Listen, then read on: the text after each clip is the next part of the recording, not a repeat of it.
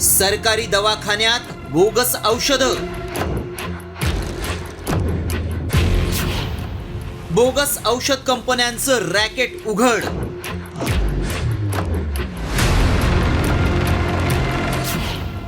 Shell कंपन्यांकडून bogus औषध पुरवठा.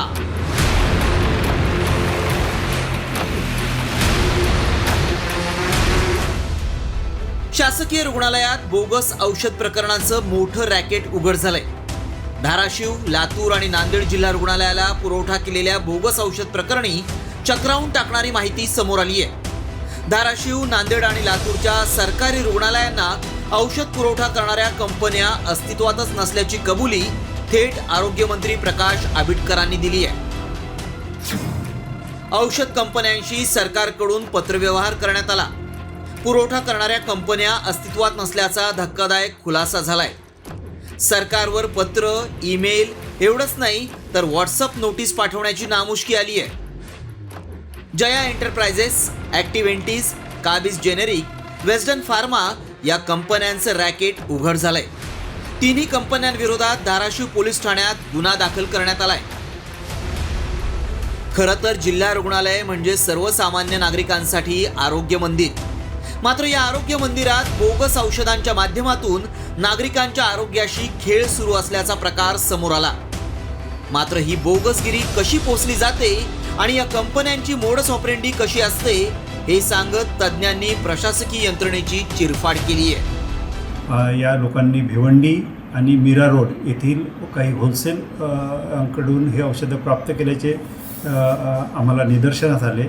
त्याचप्रमाणे त्या लोकांनी उत्तराखंडच्या एका कारखान्यातून ते नकली औषधं प्राप्त केली. त्या कंपन्याच अस्तित्वात नव्हत्या असं आम्हाला आढळून आलेलं आहे. तर या प्रकरणाची सखोल चौकशी करून कारवाई करण्याचं आश्वासन आरोग्यमंत्री प्रकाश आंबेडकर यांनी दिलंय. ज्या बोगस औषधी पुरवठा केला त्या कंपन्यांच्यावरती कारवाईने गुन्हा दाखल केलेला आहे. परंतु केवळ तेवढ्यावरच थांबून चालणार नाही, तर NABL लॅब की ज्या लॅबने याला प्रमाणित केलं त्याच्यावरती सुद्धा त्याला ब्लॅकलिस्टेड करणं आणि त्यांच्यावरती सुद्धा कारवाई करणं अपेक्षित होतं.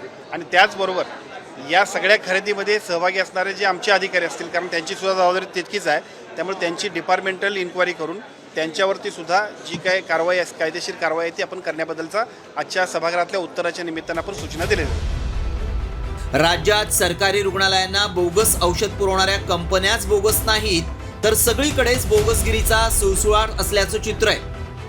बोगस पीक विमा, बोगस बियाणं, बोगस नोटांच्या माध्यमातून बोगसगिरी सुरू आहे. त्यामुळे राज्यातली ही बोगसगिरी कुणाच्या आशीर्वादानं सुरू आहे याचा शोध घेऊन बोगसगिरीचा पर्दाफाश करण्याची गरज आहे.